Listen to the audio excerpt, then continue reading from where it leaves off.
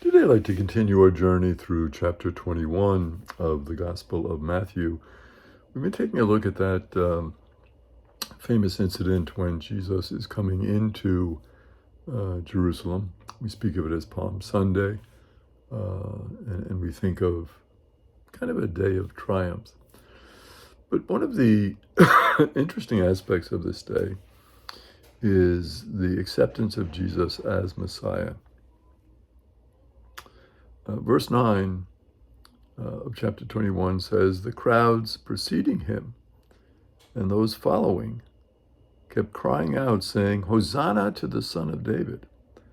Blessed is he who comes in the name of the Lord. Hosanna in the highest.'" So there's crowds in front of Jesus, there's crowds behind him. So this is quite the welcome that Jesus is getting. And the whole idea of the Messiah being from David is brought out in this passage. Very important connection for the Jewish people. When they thought of David, of course, they think of the greatest king. We can think of Solomon in a sense of maybe wider conquest, controlling more territory. Of course, the one who built the temple, and a very wise king. But David really captures the imagination. He's the conqueror. He's amazing. He repents when he does evil. He is very dedicated in prayer to God, very faithful to the mission.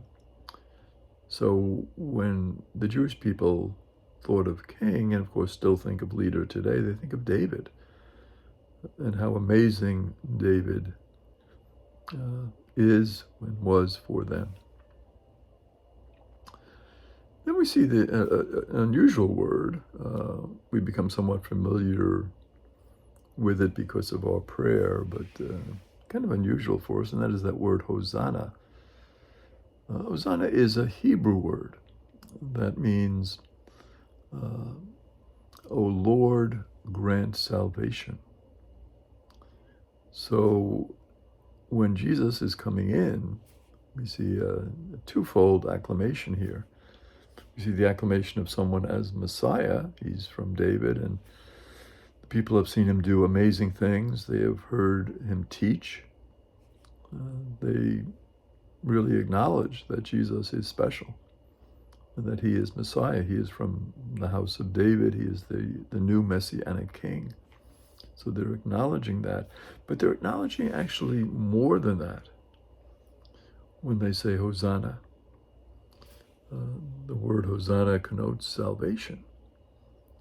So not only is he a Messiah, the special one who is going to liberate the people and free the people, but he is someone who's going to also bring with him salvation for the people.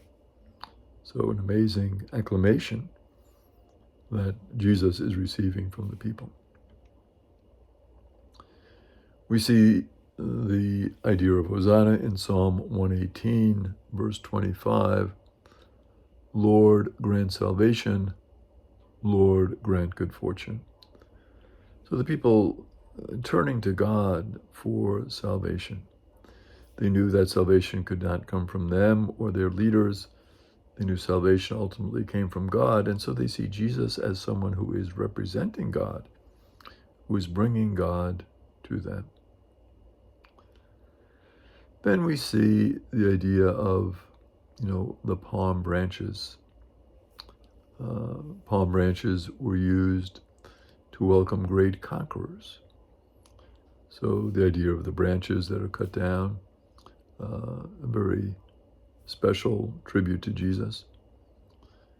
We see this idea of the palm branches welcoming conquerors in the first book of Maccabees, chapter 13, verse 51. We also see it in 2 Maccabees, chapter 10, verse 7. And the thought is that they could be related to the lulav, which are the twig bundles used for the Feast of Tabernacles. So again, this connection with a very important Jewish feast, the Feast of Tabernacles, which acknowledges the wandering of the people in the desert during the time of Moses when they were liberated from Egypt. And so it brings out that concept as well, the branches that the people were using. And then they say not only is he Hosanna to the Son of David, and blessed is he who comes in the name of the Lord. So he's coming in God's name. He's coming in the name of the Lord. But they say Hosanna in the highest. So not only is it Hosanna, this joyful acclamation of salvation, but it is in the highest. So really a tremendous acknowledgement of Jesus, who he is, what his mission was all about. And then after verse 9 and verse 10, we see, and when he entered Jerusalem, the whole city was shaken and asked, who is this? So the whole city. So when Jesus is coming, it's not just a few people that are excited. Word has spread now through the whole city. And of course, this is Matthew trying to recreate the scene many years later and give a sense of who Jesus was at that time, and also who Jesus is in the time of Matthew and in our time. Do we acknowledge Jesus? Do we acknowledge that he is the Messiah? Do we acknowledge his mission and what he was trying to do in terms of bringing salvation? As the people did, they had this acknowledgement of who Jesus was. Now, the concept was shaken. Let's take a look at that. This verb, asiste, is peculiar to Matthew. It's used also of the earthquake at the time of the crucifixion. We see this in Matthew 27:51.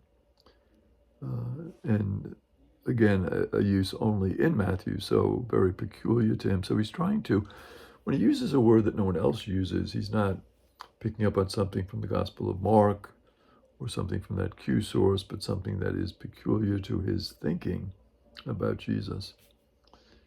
And so it's also used in Matthew 28, verse 4, the terror of the guards at Jesus' tomb with the appearance of the angel. So this idea of an earthquake, the city is shaken. Jesus is literally shaking things up. He's coming and the earth is responding. There was this earthquake. We see this word commonly used in apocalyptic literature which is talking about the end times. And that is for the shaking of the old world when God brings in his kingdom. So what Matthew is saying here through Jesus is, Jesus is coming at this time to shake up the earth, to bring this good news, to bring something new and different to the people of God. The synoptics use it in depicting the events preceding the parousia of the Son of Man. So this idea of this earthquake, this earth shaking, is the idea of the second coming, when Jesus will come again. So this first coming into Jerusalem and this acknowledgement of who Jesus is as Messiah and Son of David is in some ways going to remind us of the second coming of Jesus. That it will be similar in some ways, that we will acknowledge Jesus as Lord, and we will be saying our Hosanna, we'll be speaking of salvation. So the word really gives us a sense of the importance of this event. So as we see Jesus coming in here to Jerusalem, how does this affect us today? Well, I think in terms of our own acknowledgement in our lives of who Jesus is? And do we allow Jesus to shake up our world? Do we accept the challenge of Jesus to be more humble, to be more considerate, to be more charitable, to work more for justice? Jesus is coming not just to proclaim good news, but to challenge us, to shake us up, so that we will live a life more faithful to God. So let us ask for that grace. Jesus, we thank you for your word. We thank you for the way that you come to us as Messiah. We say our own Hosanna, and we thank you for the many gifts that you bring to us. And we ask you, Jesus, to continue to bless us and to guide us. God bless.